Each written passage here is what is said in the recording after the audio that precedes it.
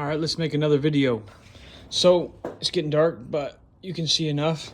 I have made some progress here and I want to talk about it. Hopefully the video lighting is okay. I have finished installing my port extensions, right? Made a mistake. Let me move my chair here. Made a mistake, miscalculated. I think I have it right this time. I've got a total port length of 30 inches.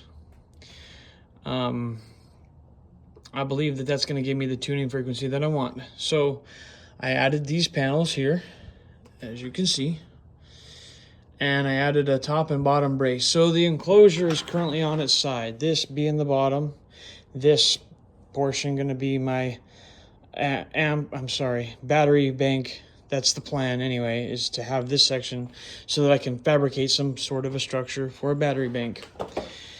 But I've got these port extensions both added, and that makes a top and bottom support, which gives me more support for the top and bottom of the main panel here. I've added these corner braces for structural support and flex prevention of the top, bottom sides, and kind of easy to install such a thing. I went ahead and I did this. I added a panel 3/4 inch and I just laid it down flat. That decreases my port surface area by 1.5 inches. So instead of being 42 inches from the top to bottom, it's 40.5 inches. And we still have a 7-inch wide. So what, I think it went from a 293 square inches to something like 282 square inches, something like that. So it's 10 square inches of less, which will increase the vent velocity, but I don't believe it's going to affect us that much. So I wasn't feeling that good about these glue joints. For some reason, it just didn't feel like I had a really tight edge. There was a little bit of space. The gluing just didn't feel like I really had it nailed down. And I was trying to decide the best way to resolve that. Now, I could have put a panel on this side. I could still put a panel on this side or that side and that side. And I could do it on the top, or this enclosure sideways. I could have done several things, but based on my modeling, there's some margin of error. There's some margin in there where it's not like a catastrophic failure if you're not exactly at the right port area for your cone displacement, and all of a sudden you have terrible performance characteristic sound signature. There's a region in there, and I could probably shrink this port by 20% and still not have any port noise or any real detriment. I could probably increase this port by 20% and it still wouldn't constitute any real issues. What I don't know is how much more windy, or if you get any type of SPL peak like sound pressure change based on the vent velocity. I'm curious. Part of my intuition says, yeah, the more higher the vent velocity, certainly the more air you're displacing. But it goes from a small area displacing a lot of air to a large volume displacing, objectively a smaller. I guess it's just distributing the same amount of air molecule movement or transfer or pressure creation. And so you might peg a SPL meter the same. One may have a windier experience. That's definitely not something I can speak to as if I know. I'm not 100% sure on those things. What I do know is that decreasing my port area by 1.5 inches in this dimension, I don't think it's going to hurt anything, and I'm well within the region of vent velocity of getting enough turbulence to cause a detriment, whether it's the sound quality or preventing the box from performing correctly. So anyway, I'm trying to think if there's anything else of significance. What I think I'm going to do is run a panel, maybe 3 or 4 inches, that's flush here. So this back panel, this is the back of the enclosure, is going to just go up flush against all these surfaces and then butt up against this surface. And so I want all of any of this, I want all to be flush so that when this goes on, I can hopefully figure out how to apply sufficient pressure and it'll seal and get good glue joints everywhere. If I was to just install this panel with nothing else, there's a big void here where this rear panel has a lot of flex, and I'm pretty confident that it would flex. So I need more bracing. And what I think I'm going to do is take a 3 or 4 inch piece of plywood and extend it all the way across. So top to bottom, which is the way that I'm demonstrating because the enclosure's on its side. And then something from the side and create sort of a cross pattern here. And I only think I need maybe 3 or 4 inches of material of plywood. And if I can get it to properly glue to this, that in and of itself would create a sense of rigidity that I don't necessarily need to brace to anything else. It would be somewhat convenient to extend, just take a little piece of plywood that I glued here and extend and join it to this cross section. That would kind of lock all of it together. And I don't think it's a bad idea. And so I might take a piece, a piece here and a piece there, and bring it over and figure out a way to join them together. I haven't fully decided yet, but something along those lines. And because I'm going to be battling with keeping these edges straight, what I might do is take 2 pieces of plywood that are separate. I'm really having a hard time demonstrating this. And I can sort of push them apart, and then I can true up some of these surfaces that are bowed in one form or another, and I can extend them and then clamp them and hold them in like a position that's applying pressure to straighten out some of these panels that may be bowed a little bit. I was thinking that rather than take a panel that's exactly the right dimensions and sort of shove it in there, it's hard to get glue, because if you got something that's the exact dimensions, whenever you go to push the panel in, it just rubs the glue right off the edge. And even if you put glue here, the leading edge of your plywood will rub the glue off. I don't like to do that if I don't have to. And so I'd rather take a piece of plywood, have glue, apply glue, and then apply pressure, and then with 2 pieces pull them apart. If my fingers represent the plywood, that would apply pressure at either side, and then I can just apply a clamp with glue in between the 2 pieces of plywood until everything cures, and then it would be solid.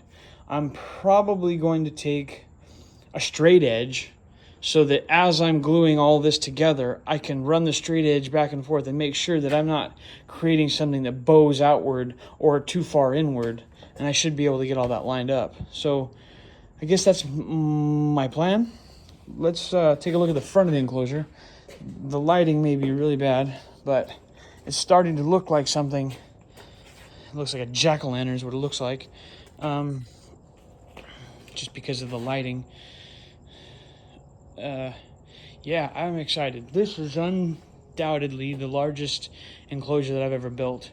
And in hindsight, there's a part of me that thinks I should have funded or found the financing to build 4 separate enclosures that could all stack together and create a wall effect.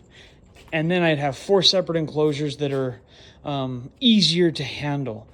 It would be nearly twice as much wood, because there would be 2 panels, 1 per enclosure, that are seamed together, and that would work. There's a certain amount of logic to that.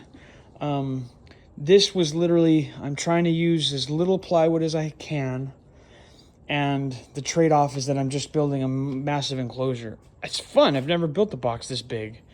I had a horn-loaded array that was 4 horns that was roughly the same mass, that was 4 separate enclosures at one point in time, but I currently don't have that. So I have had a subwoofer bank that was relatively large like this, but this being one enclosure, it's big, it's cool, I'm excited. Let's see what else is interesting before I close this video out. This is interesting. I calculate, let me see if I can remember my numbers here, because I'm afraid I'm gonna miss this. I calculate that I have only about 5 sheets of plywood total in this build. So this constitutes 80% of a full sheet of plywood. What was cut off of it ended up getting used as bracing, internal bracing. The sides is 1 piece of plywood that was cut in half. So that's a sheet of plywood. 1, 2, and then the top and front panel baffle components makes up a sheet of plywood. 1, 2, 3, and then the back is half a sheet of plywood. 4, and then the rest of this half sheet is the port panels. And so I'm somewhere between 4 and 5 sheets of plywood total for this build, which isn't a whole lot. And I think what a sheet of plywood is something like 70 pounds. And if I have a total of 4 sheets of plywood, let's just say it's roughly 4 sheets of plywood at 70 pounds, I've got under 300 pounds. So maybe with glue, I've got just under 300 pounds of enclosure here. Yeah, in a way, it's heavy. It's going to take a couple of people to help me lift this up into that van.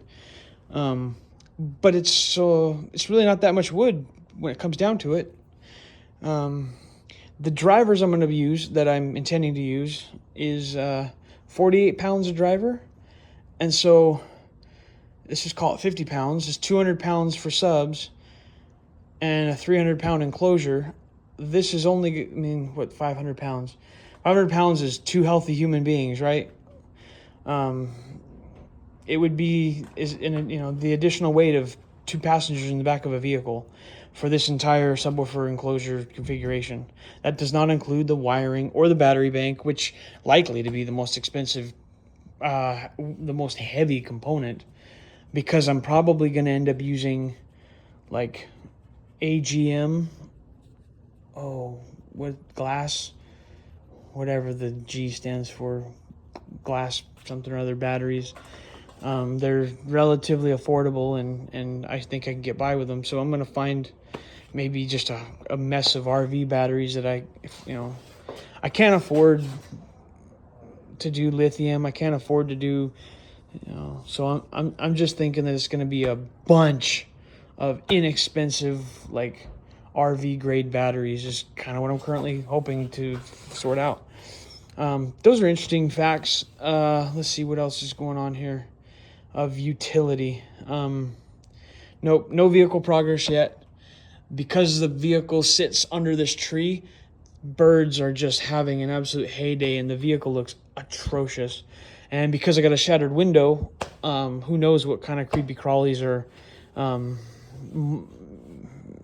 migrating into that space. I'm worried, but I don't really have the funds to fix the window yet. Soon, I'm going to be needing to cut out that wall so that this enclosure can go in there, and I can sort out the details of making all that fit together. I want to get this enclosure finished. I think I'm going to add a piece of wood here so that when I put the back panel on, it has something direct to butt up against and more glue surface. I then think I'm going to apply another sheet of plywood here that butts tight up against the back panel to fortify this. Not necessary, but I have some plywood that's kind of messed up that'll be a good base for whatever structure goes in for the battery bank. Yeah, cool, guys. That's where we're at with this video. I don't think anything else has changed. I think that's where we're at with this enclosure. Hey, cool other project. While I have maybe one person's attention someday, building a computer desk for my son. Actually kind of modeling it after this desk. This is an IKEA piece, but there was aspects of it we didn't like. Picked this up used just as a template mostly. Didn't like this cutout, didn't like these cup holders. The thing's got a ricketiness to it. It's IKEA, for better and worse. This is going to be more robust. This is 3/4 inch all thread, which nice and robust. Toying with ideas here. My son wanted a bookshelf. He's gonna collect manga, anime, cartoon literature, and he wants to be able to put some completed Lego sets on the very top. And so we'll have 2 shelves, and then this will be for monitors, the ability to elevate so the monitors are at the proper level. I picked up a piece of glass, and we're gonna hopefully flush mount the glass so that there's a space. He can put a poster board and maybe some LED lighting underneath here to give a nice effect. Toying with the idea. Originally, we were just gonna leave this exposed, but there's like a weird look to it that I'm not entirely sold on. So I was toying with the idea of cutting these blocks into these, and man, at the moment I've got these staggered for looks, and my son's not 100% sold on the idea, but I'm thinking about cutting enough to do all of it. What we're not going to do probably is this one. We do like having some of that aesthetic, so there's a chance all of these will get filled with blocks, save for this front here. And we found out that these washers that we're using, if we just leave these in the build, it turns into a fidget toy. My son really loved that. That's an interesting little phenomenon. Gravity pulls them down, but then they spin around the threads. My son's like, "That's cool, Dad." So we thought we might leave 2 washers loose when this whole thing's completed, so that you can sit there and it's like a fidget toy. Kind of cool. This will get stained a dark wood color. And yeah, so we've got shelving here so that a computer can sit. I've got this guy here. This is going to get integrated here so that he can plug in his monitors and have charging for whatever applications.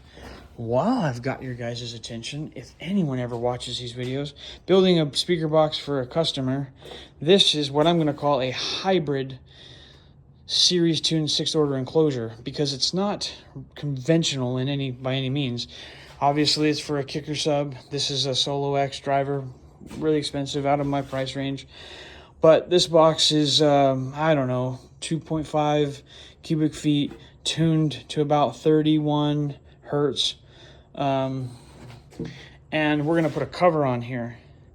And the way that this models in my modeling software is that we have a 2.5 cubic foot ported enclosure for the low frequency tune, and then the high frequency chamber, which effectively is this small chamber here, because there's going to be a cover that goes on here, and this will be wide open at roughly 7 inches wide. That gives us a high frequency tune way above the pass band that we're actually going to be deploying. It's like somewhere between 120 and 160 hertz, because of how small this portion of the chamber is going to be, and there's obviously no restriction or port. It's just a straight port. So the low frequency tune comes out to like 31 hertz, and the high frequency comes out to like, I don't know, remember if it's 120 or 160 hertz. It's high, and we're gonna have a low pass of somewhere between 60 and 80 hertz. I'm confident.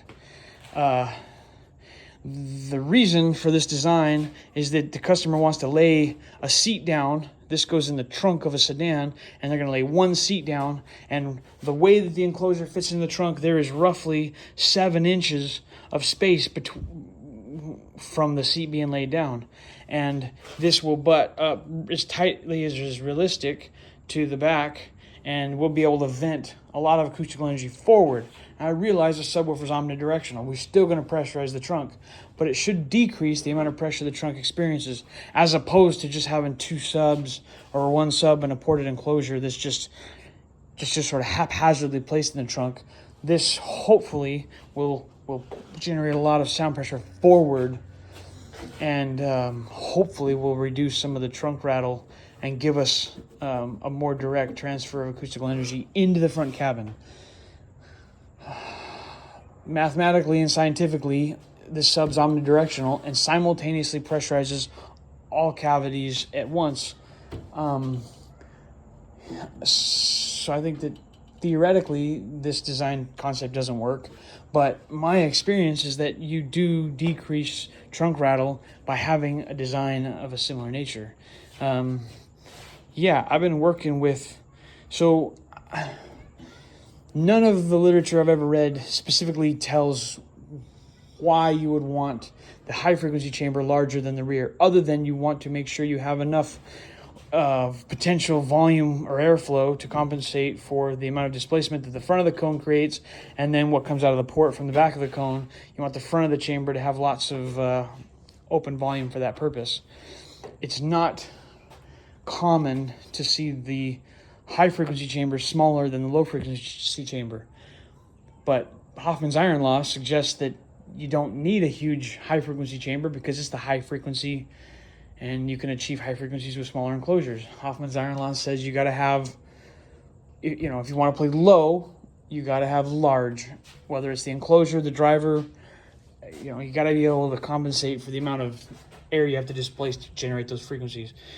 So this is a bit of a hybrid. We're going to have a small high frequency chamber with more or less no port, but it still ends up being, there's a tune frequency here, and it's higher than we're going to have. So I don't think it's going to give us any drama, but I guess we'll see. If this enclosure doesn't work for the customer, we'll rebuild it and build a conventional ported enclosure at my cost, because I convinced them to let me do an experiment here. This isn't, it's sort of incidentally off. The reason for that was because I didn't particularly care. I just wanted enough material so that when we chamfer this, because I will be chamfering it, whether with a round over or with a 45-degree chamfer from a router bit, it will not apply or will not matter. But in case you looked at that and thought, oh, this guy's great, all except for missed this dimension, it was kind of just not really that critical. And so, yeah, anyway, most of the time I don't double baffle. Being that this is that Solo X12, it's like a 60 or 70 pound driver. It's all magnet structure and it's huge and massive. I went ahead and double baffled this just because I don't need drama. And so I think it's a good idea. Went ahead and rounded this guy over so that whatever the velocity of air molecules that come off the back of the cone is, this won't, it really doesn't matter, but it's just kind of an aesthetic. I did it. I try to make my customers' boxes nice. Went ahead and rounded this over, got some internal port bracing. It's also easy to assemble that way. Got a little bit of a 45 degree in here. It's not ideal, maybe a little bit more would have been ideal, but at least there's some sort of a round over. Does it actually acoustically have value? I'm not convinced, but it's common, it looks good, and we got a round over here as well as a round over back here. So the entire port path has at least a sense of roundness. That's another topic I never talked about. What if I still have some listeners? I did not round over the back entry, or I guess it'd be the entry of the port. First of all, I'm not having that much vent velocity. Don't think it's going to matter. I have never built a box that generated enough vent velocity to be able to detect an issue here. I will round over the front just because it is a visual thing. I have access to it, but I'm not rounding these over. And I'm not, some people put a panel here so that there's this nice, like, big round, give you lots of, yes, at some point it does matter. Having, having a tapered throat is a thing, and it really does acoustically matter. But it's subjective. It kind of depends. What is your vent velocity in the first place? How much cone displacement do you have? My modeling and experience says that it wouldn't actually yield results. So I didn't do it.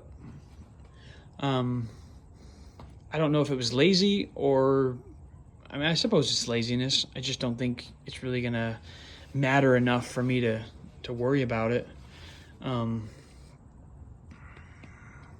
So I didn't do it, and I'm not that worried about it. I don't know. I say I'm not that worried about it. Yes, a little bit bothered by it. I wish I would have done it. Once it's all built and once it sounds good, I won't care. I won't think twice about it. The box in my truck is similarly done. I didn't round over all the edges. I do for my customers and clients. Like I want that stuff to be super nice. But for me, don't necessarily do that if I don't think it's going to add any value. Most of the time during the build process, I'll show clients and customers progress. And so I'll go the extra mile, and it gives them peace of mind. When I build something for a client or a customer, it's a boutique hobby thing that I do. I don't do this enough to do it in high volume. It takes me 3 weeks to build an enclosure because I'll glue one panel at a time, and I'll be careful and go slow. And I'm not saying my enclosures end up just absolutely amazing. They are not Gately Audio grade enclosures, but I'm doing the best that I can with what I have. So I do try to make them nice. Yeah, cool. Almost 30-minute video. Appreciate anybody who gets this far.